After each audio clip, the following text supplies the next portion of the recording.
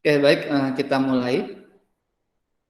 Jadi hari ini materi terakhir mekanika tanah 1 yaitu distribusi tegangan pada massa tanah.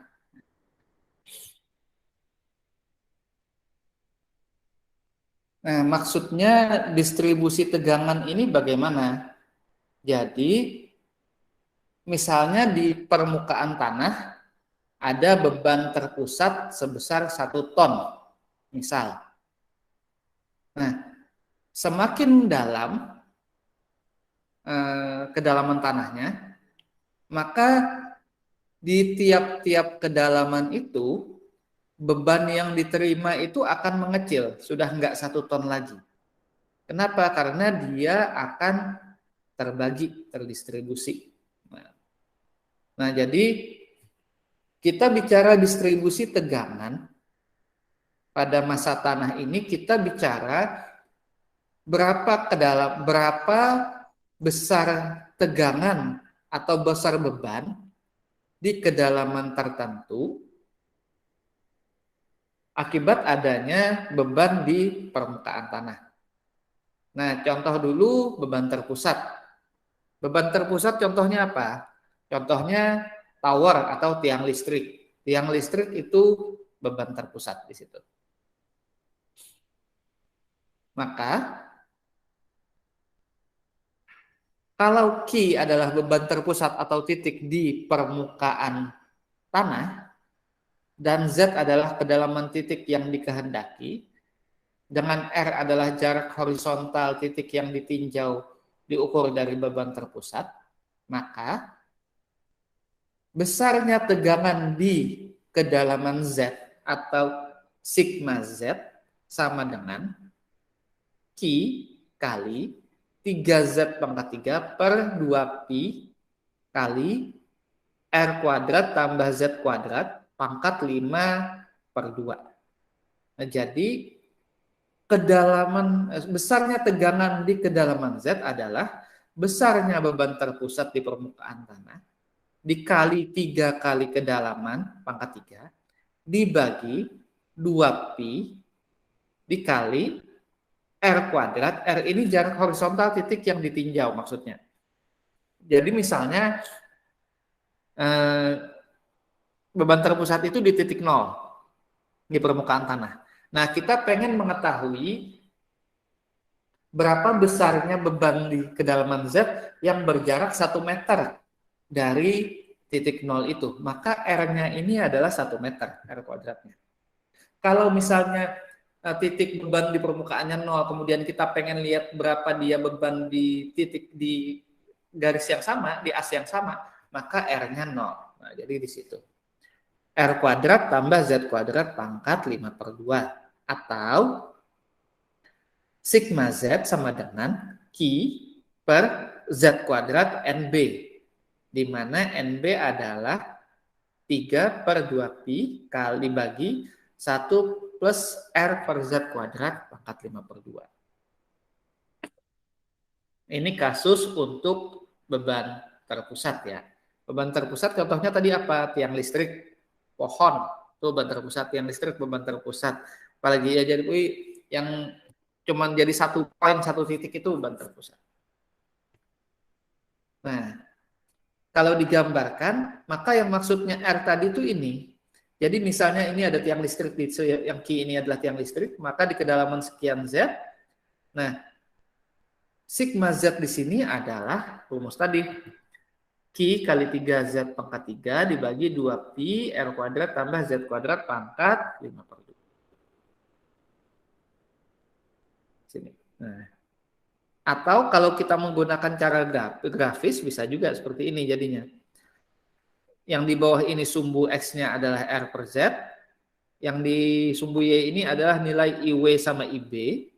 Ini yang di bawah ini IW, yang ini IB, di mana IW adalah seperti dibagi 1 tambah 2 kali R per Z kuadrat pangkat 3/2. Dan ini IB-nya ini adalah 3/2Pi dibagi 1 tambah R kuadrat, R per Z kuadrat pangkat 5/2. Dengan di sini sigma Z adalah Q per Z kuadrat I. Ini kalau menggunakan cara grafis, kalau enggak kita langsung pakai rumus tadi.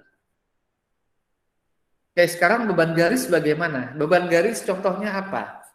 Beban garis contohnya pagar. Pagar itu beban garis.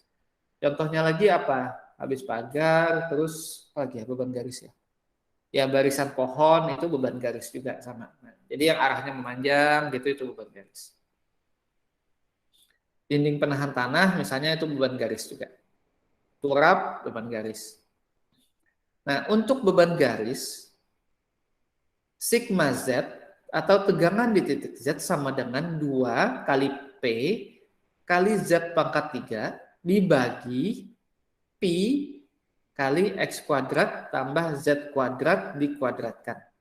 Di mana P adalah beban garis persatuan panjang atau kalian ingat statika, P itu beban merata. Nah, jadi beban merata itu P, dengan Z adalah kedalaman titik yang ditinjau dari muka tanah, dan X adalah jarak horizontal titik yang ditinjau diukur dari garis beban. Jadi kalau tadi beban terpusat pakai notasi R, ini pakai notasi X, tapi sebenarnya dia sama aja. Itu kalau beban garis ya. Nah sekarang kalau bebannya merata luas bentuk perlingkaran, contohnya apa?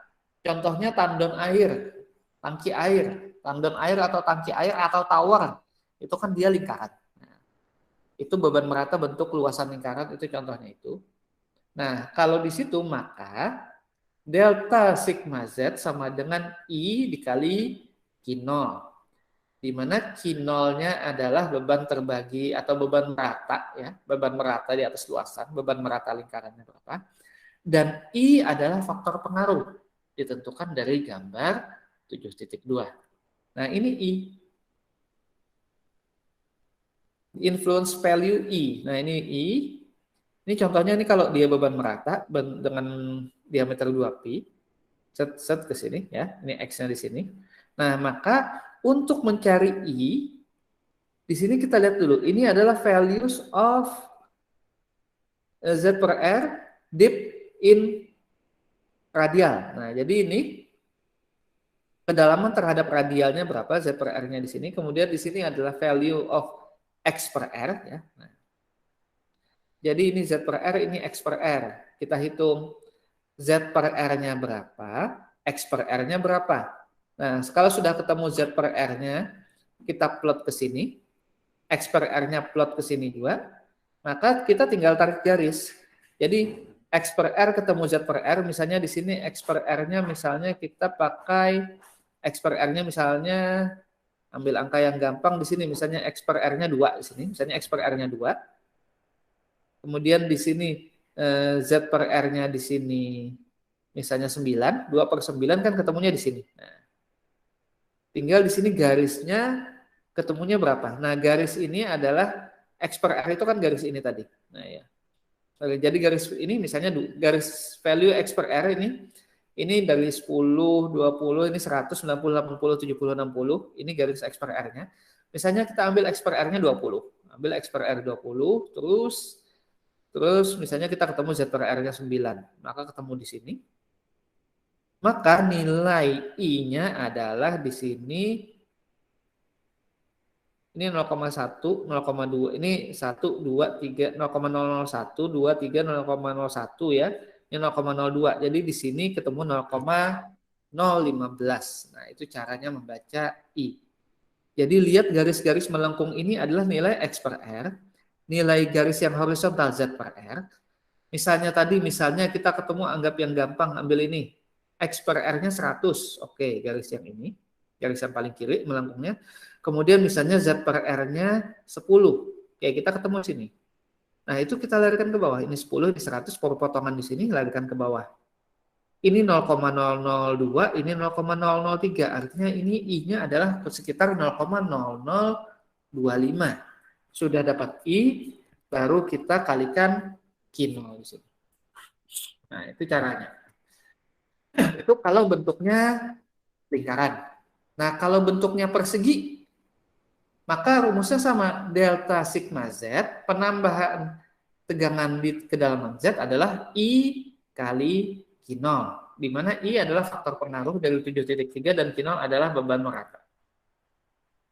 Nah, jadi kalau persegi kayak gini, contohnya apa? Contohnya timbunan badan jalan itu persegi. Maka kita cek dulu berapa nilai M, berapa nilai N. Di mana M adalah X per Z dan N adalah Y per Z. M adalah X per Z. Ini X, Y, Z-nya di kedalaman ya. Jadi M adalah X per Z dan N adalah Y per Z. Yang di bawah ini N, yang melengkungnya M. Nah, I-nya mana? I-nya di sumbu X. Jadi misalnya X per Z-nya ketemunya adalah 0,1, yang paling bawah. N-nya misalnya ketemunya di sini 1. Maka N-nya 1 tarik ke sini, M-nya 0,1 di sini. Kita tarik ke samping, ketemu sumbu Y. Maka I-nya adalah ini 0,03, ini 0,02. I-nya sekitar 0,028. Nah, itu cara mencarinya. Jadi yang garis melengkung ini M, yaitu X per Z. Sumbu X-nya adalah M, Y per Z. Yang kita kehendaki itu I-nya di sumbu Y. Jadi berapa M-nya garis melengkungnya, ketemukan dengan yang X-nya garis lurus, perpotongkan, tarikan ke Y. Nah, ketemu di situ. Ini untuk kasus beban merata persegi. Nah, selanjutnya kalau trapesium panjang menerus. Nah, rumusnya sama. Delta sigma Z sama dengan I kali Q0, di mana Q0 adalah H kali gamma, dengan H adalah tinggi trapesium. Jadi yang dihitung adalah tinggi maksimal trapesium kali gamma. Nah, kalau trapesium seperti ini, jadi kita lihat A dan B. Kalau persegi tadi kan M dan N, ini A dan B. Di mana A ini adalah panjang lebar segitiga kaki trapesium dan B adalah setengah dari atasnya. Jadi ini setengahnya trapesium, jadi satu trapesium kita potong 2. B ini adalah lebar atas, dan A ini adalah lebar bawah yang segitiga, tinggi timbunannya H. Nah, sigma Z adalah I kali H kali gamma timbunan, jadi yang diambil H. Nah, I-nya di sumbu Y, A per Z-nya di sumbu X, ini A per Z di sumbu X ya, yang melengkung ini B per Z. Jadi misalnya A per Z-nya kita ambil 1 misalnya, 1 ini, 1 pas garis yang ini 1. Terus B per Z-nya kita ambil 0,1. 1 ketemu nih 0,1 yang garis nomor 2 dari bawah.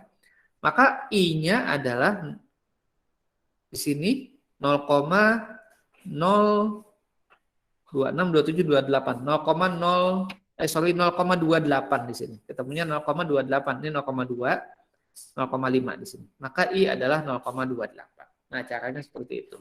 Jadi ini A per Z-nya sumbu X, yang garis miringnya ini B per Z, ini I. Nah, kalau segitiga panjang terbatas, nah beban segitiga gimana? Segitiga panjang terbatas, contohnya beban segitiga itu contoh beban atap ya. Kenapa kok beban atap di permukaan, Pak? Nah, contohnya kalau kalian bikin atap baja ringan, atap baja ringan itu dibikin di bawah baru diangkat ke atas. Jadi di sini delta sigma Z-nya sama dengan I kali Q0, dan Q0-nya adalah H kali gamma, maka I-nya, nah ini I-nya tadi sama, lebar segitiganya adalah B, ya. Panjangnya L, kok panjang, ya panjang lah, panjang depannya L ya, ini B besar dan tingginya A, maka M-nya adalah L per Z dan N-nya adalah A per Z. Maka di sini M, ini binit cornernya 0, maka kita lihat lagi M-nya berapa, di sini sama N-nya berapa, larikan ke kiri, sama, larikan ke sumbu Y, di mana I-nya adalah sumbu Y. Nah, ini beban segitiga, tapi beban segitiga agak jarang kita gunakan, biasanya kita kalau nggak beban merata, yang berbentuk persegi, kita trapesium biasanya. Nah, kalau luasnya nggak beraturan gimana? Maka kalau luasnya tidak beraturan itu kita bagi-bagi supaya bisa kita kategorikan dia jadi lingkaran, jadi bulat, jadi persegi, atau jadi segitiga, atau jadi trapesium. Jadi beban luasan tadi kita bagi-bagi menjadi bentuk yang bisa kita hitung berdasarkan grafik masing-masing tadi dengan rumusnya. delta sigma Z sama dengan M kali I kali Q0. Jadi situ. Nah, di sini contohnya, ini markah sana. Nah, ada contoh soal di sini. Ini contoh soal ini ada di apa namanya? Di contoh latihan mekanika tanah. Jadi contohnya beban lingkaran tangki ya. Diameternya 4, beban meratanya 12 ton. Nah, berapa tegangan tambahan pas di bawah di pusat tangki di kedalaman 2 meter dan di tepi. Kalau yang A, di bawah pusat tangki artinya R-nya itu 0 atau X-nya 0. Nah, kalau di tepi 2 meter maka R-nya 2. Maka di sini pada kedalaman 2 meter ya, Z-nya 2 meter, diameter 4. R-nya adalah D per Z ketemu 2, karena pas di pusat X-nya 0, Z per R-nya 1, X per R-nya 0. Dari gambar 1 diperoleh I-nya 0,64, maka delta sigmanya adalah Q kali I. Beban meratanya 12 dikali 0,64, 7,68. Nah, kalau dia di tepi 2 meter, artinya X-nya 2. Maka R-nya adalah 2, X-nya 2, Z per R1, X per R1. Ketemu dari grafik tadi 0,33, delta sigma kali Q kali sama dengan Q kali I adalah 12 kali 0,33 sama dengan 3,96. Nah, ini ada contoh lagi. Nah, kalau sudah seperti ini, maka kita bagi-bagi ya. Akibat gedungnya berapa, persegi, dan lain-lain. Nah, ini akan kalian banyak gunakan di semester depan pada saat kita menghitung konsolidasi. Oke, sampai sini ada yang mau ditanyakan dulu? Ini materi terakhir ya. Jadi, kalau lihat di absen yang saya susun, itu kita UASnya tanggal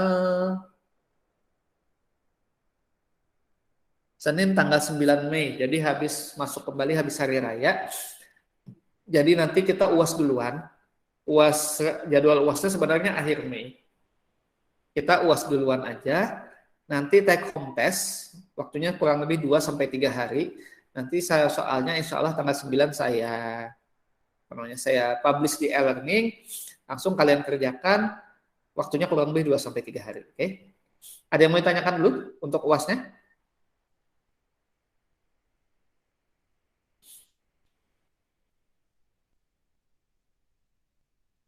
Oke, kalau nggak ada,